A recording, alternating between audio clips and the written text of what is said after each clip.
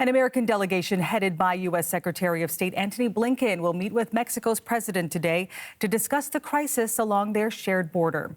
Blinken departed for Mexico City earlier this morning. He wants Mexico to help curb mass migration happening at its southwestern U.S. border.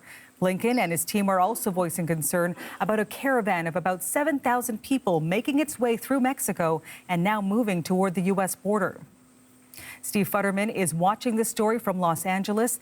And Steve, the big question is, why is this such a big issue for the Biden administration right now?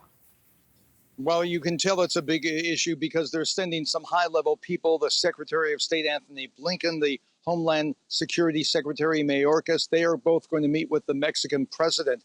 There are a number of issues. Obviously, the high flow of immigrants coming into the U.S. is a big deal. But there's another even more important issue. Republicans are linking border changes with funding to Ukraine and Israel. Republicans right now are blocking additional funding to Ukraine, something the Biden administration very much wants, also blocking additional aid to Israel unless some change in the border situation is resolved. And that's the main reason I think we're seeing this high-level discussions taking place today.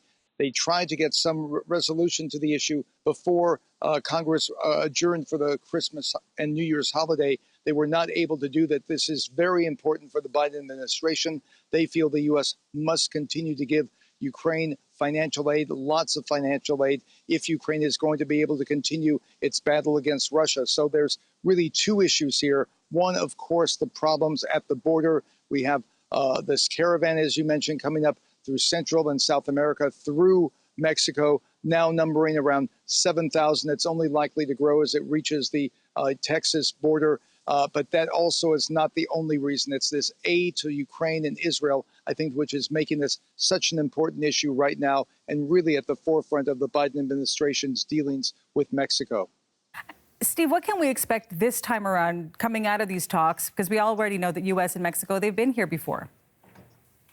They've been here before and they've worked out deals before, and the deals sometimes look very good at the start and sometimes they work out very well. But slowly but surely it gets back to the situation we're facing now with thousands and thousands of migrants trying to enter the U.S., people being arrested, people being detained. It's just a very, very difficult situation. They think they have at least resolved some initial issues. The big issue for the Biden administration is, will this be enough for Republicans to put through funding for Ukraine and Israel?